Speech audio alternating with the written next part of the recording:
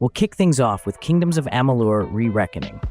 Kingdoms of Amalur Re-Reckoning is a remastered version of the 2012 original, which released in a year dominated by big titles like Skyrim and Dragon Age. This remaster, developed by Kaiko and published by THQ Nordic, aims to bring the action RPG to modern standards with updated visuals, refined gameplay, and additional content. While it doesn't drastically overhaul the original's graphics, it offers cleaner textures, sharper details, and improved lighting.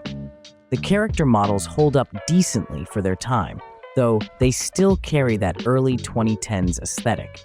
When I first played this game about 4 years ago, I had a wholesome experience. What I enjoyed most was the dynamic real-time combat system, which allows for fluid combos. The fact that Re-Reckoning didn't introduce any groundbreaking changes probably kept it from achieving major success, but it still found a niche among action RPG fans. It's more of a nostalgic trip than an innovative experience. Personally, I still find it fun, though it's not a must-play for everyone.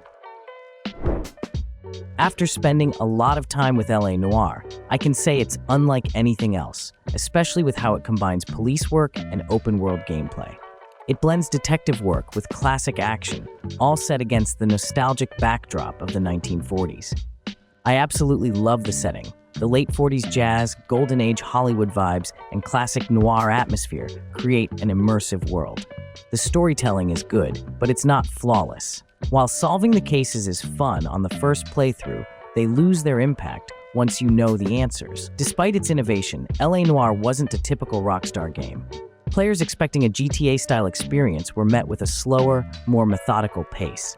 At release, it was a technical marvel, but newer games have since surpassed its visual and mechanical achievements. That said, there's still so much promise in this formula. It doesn't completely blow you away, but it leaves a lasting impact. I wish Rockstar would give more attention to this side of their catalog, but if you're expecting another shoot-everything rampage like GTA, just because it's from Rockstar, this isn't the game for you. Thief 2014 is a reboot of the classic stealth franchise that first made waves in 1998. Developed by Eidos Montreal, this entry aimed to modernize the series with updated visuals, mechanics, and a narrative that balanced familiarity with something fresh. However, it became one of the more divisive titles in the stealth genre. It tried to capture the spirit of the original Thief, but ultimately struggled to grab the attention of both longtime fans and new players. Hardcore fans felt it didn't honor the series' roots, while newcomers found it too niche and occasionally frustrating. Though not a complete financial flop, Thief gradually faded into the shadows, lacking the staying power of stealth-based peers like Dishonored or Hitman. For me, the game had potential, but didn't fully deliver. I enjoyed the tension of sneaking through dark environments, outwitting guards, and picking locks, but it often felt like it was holding itself back. It's not a bad game by any means, just one that already felt a bit outdated when it released. Prince of Persia 2008 is a visually stunning reimagining of the classic franchise, emphasizing its artistic vision, fluid parkour mechanics, and a unique combat system. While it deviates from the formula of the Sands of Time games, that's not necessarily a bad thing.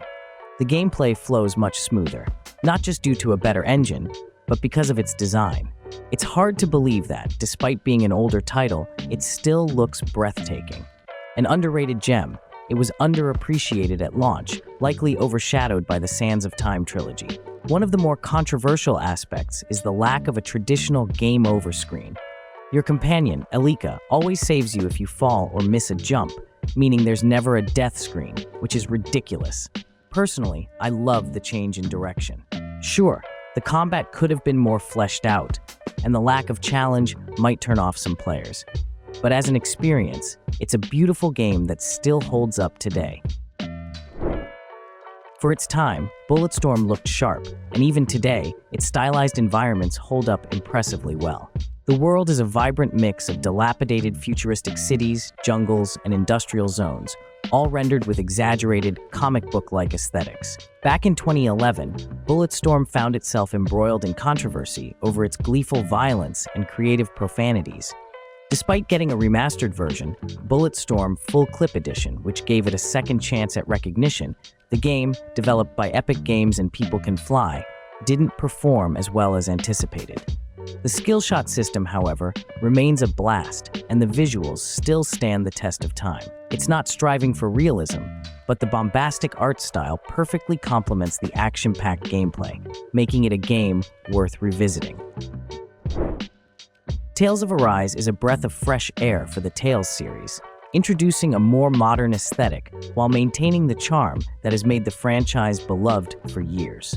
It finally feels like Tales of Arise got the budget its predecessors lacked. The overall presentation is leaps and bounds ahead of earlier entries. At its core, Tales of Arise sticks to the action RPG formula, but refines it with smoother, more dynamic combat. There's a great balance between exploration and combat, with large, open zones to explore. While not a fully open-world game, the maps are expansive enough to give a sense of freedom, packed with side quests, hidden items, and crafting materials. What stood out to me most was the story's balance. It wasn't afraid to dive into serious themes like oppression and sacrifice, yet it had moments of lightheartedness and humor that kept the tone from getting too heavy. The relationship between the main characters felt genuine and developed naturally over time. The Evil Within 2 takes the core of the original and refines it, offering a more focused narrative, improved mechanics, and a broader sense of freedom in how you approach its chilling world. Inevitably, comparisons to the first game arise, and I have mixed feelings. The original had some truly memorable elements that are missing here, particularly the unique boss designs, each with its own backstory. While the monsters in the town are well designed, the bosses in the sequel feel underwhelming in comparison. However, The Evil Within 2 adds a different kind of intensity, portraying a world shattered by madness with masterful detail. The environments are consistently eerie and unpredictable, keeping you on edge as you never know what's coming next. The game does a fantastic job of using each character's ego, fears, and hopes to influence how the world evolves around you. Fans of the original will find plenty to appreciate, and it's easily one of the best horror games of the year. I can't recommend it enough, though it was unfortunately released during a crowded fall season. Outriders is a third-person shooter that blends RPG elements like class-based abilities, a loot system, and skill trees, though it leans much heavier on combat than roleplay. It's a bold, chaotic mix of looter-shooter mechanics, superpowers, and brutal firefights, all wrapped in a dark sci-fi narrative. While it doesn't aim to revolutionize the genre, it fully embraces its identity as a fast-paced, action-packed multiplayer shooter. The story campaign offers a surprisingly solid experience with a satisfying length, taking you through twists and turns that you won't see coming. I'll admit the story starts slow, and the world initially feels small, but it builds over time. However, even years after release, Outriders still suffers from game-breaking bugs and a lack of dev support, which holds it back from being a truly polished experience. Despite these flaws, it's worth a shot. It may not have long-lasting appeal, but it delivers plenty of fun while it lasts. Immortals of Aveum was a game I hadn't heard much about, but it brings a fresh twist to the first-person shooter genre by mixing fast-paced magical combat with a cinematic narrative. Developed by Ascendant Studios and released in 2023, it attempts to carve out a space in a crowded market, combining fantasy and futuristic tech in a spell-slinging world. However, it struggled to gain traction during a jam-packed 2023 release window dominated by high-profile games. Despite receiving solid reviews and offering a unique hook, it faced fierce competition from AAA blockbusters and beloved indie titles. Being a new IP with no established fanbase meant Immortals of Aveum had to work extra hard to capture attention. Without the brand recognition of franchises like Destiny or Final Fantasy, widespread financial success was always a long shot. Personally, I had a good time with it. The game offers a short, fun burst of spell-slinging action that doesn't overstay its welcome. If you're looking for something different from the typical FPS and enjoy flashy, magical combat, Immortals of Aveum is worth a playthrough. However, if you're seeking a deep, evolving experience, this might not be the game for you. This is another game I didn't know existed at first, especially since I'd only heard of NieR Automata, which was fantastic. But when I played NieR Replicant, it felt like a completely different experience. NieR Replicant is a journey, one that blends heartfelt storytelling, melancholic themes, and a mix of gameplay styles into a singular, unforgettable adventure. Originally released in 2010 and remade in 2021, it showcases director Yoko Taro's unique storytelling and world building. Every main character, and even some of the side characters, left a lasting impression on me. The fact that everyone is voiced makes the experience even better. While characters were great, I found the cast of Replicant to be even more memorable. The game gets really interesting after the first playthrough, as each additional playthrough reveals new layers of the story. The multiple endings offer fresh perspectives on the events you've already experienced. In fact, you haven't truly finished NieR Replicant until you've seen all the major endings. By the end, I felt emotionally drained, but deeply satisfied, especially after uncovering the game's true depth. If you're expecting a standard JRPG, NieR Replicant is bound to surprise you. Released in 2012 for the PlayStation Vita and later remastered for the PlayStation 4, Gravity Rush delivers a quirky and stylish action-adventure with its gravity-shifting mechanics. The controls take some time to get used to, especially for newcomers, as navigating a world where up and down are fluid can feel disorienting. But once you get the hang of it, the sensation of flying through the air and landing, gracefully or awkwardly, on buildings, walls, or the ground becomes incredibly rewarding. From the vibrant art direction to its unconventional gameplay, Gravity Rush sets itself apart in ways that feel both experimental and charming. It's bold, energetic, and fits seamlessly into the surreal world you're exploring. Though originally designed for the PS Vita, the remastered PS4 version holds up remarkably well. Despite a few flaws, Gravity Rush remains a uniquely captivating game that offers an experience unlike anything else. Devil May Cry 2013, also known as DMC Devil May Cry, was a daring reboot of the beloved series that took Dante in a new stylistic and narrative direction. Developed by Ninja Theory, this reimagining wasn't without its share of controversy. But if you set aside any preconceived notions, the game offers a fast-paced, stylish action experience that retains much of what made the original series beloved, while adding its own twist. Although the game sold around 4 million copies, which isn't bad, it fell short of expectations for such an iconic franchise. The backlash from fans who preferred the original Dante and the darker gothic tone of the previous entries likely affected sales. Many longtime fans weren't pleased with the modernized, westernized direction Ninja Theory took. Personally, I think the game shines in how it refines platforming elements and simplifies combat mechanics, making it more approachable. If you can appreciate the game for what it is, a visually striking, adrenaline-filled action game with a punk rock attitude, there's plenty of fun to be had.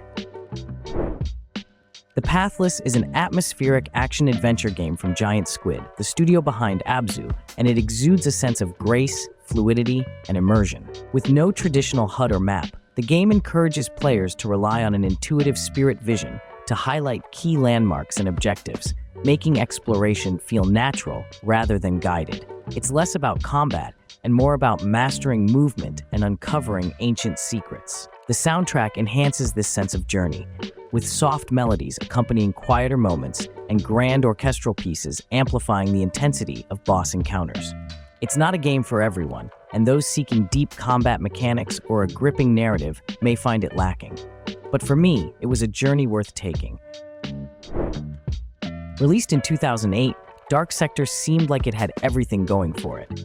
An ambitious concept, decent graphics for its time, and a cool new weapon mechanic. Developed by Digital Extremes, the game aimed to blend third-person shooting with elements of sci-fi horror, with gameplay that closely resembles Resident Evil 5 and 6.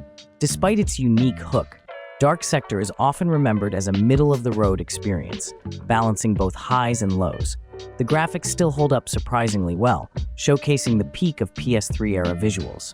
At around 10 hours long, the game is linear and thankfully non-repetitive, which I appreciated. However, the clunky gunplay and generic story hold it back from reaching its full potential. It's a game I enjoyed for its novelty, but it's not something that left a lasting impact. A decade ago, many players argued that Conviction was the worst game in the Splinter Cell series due to technical issues, and I have to agree.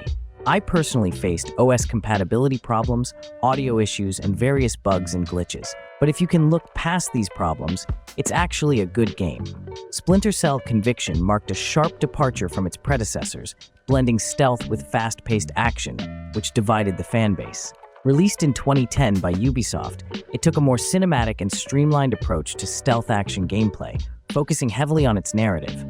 While stealth remains a core element, it's a more aggressive form, about smart, calculated eliminations rather than pure avoidance. The melee takedowns are brutal and cinematic, showing a Sam Fisher who is deadlier and less patient. While Conviction may not be the quintessential stealth experience fans expect, it's a solid game on its own terms. If you enjoyed this list of underrated games that didn't quite make the sales charts, but still deliver incredible experiences, be sure to like, subscribe, and hit that bell icon for all our latest gaming content. I hope you found something new to try, or maybe even rediscovered a game you've been meaning to play again.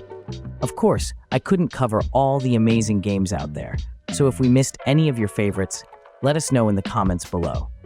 If you're still on the hunt for more recommendations, be sure to check out my other videos on the channel. Thanks for watching, and I'll see you next time.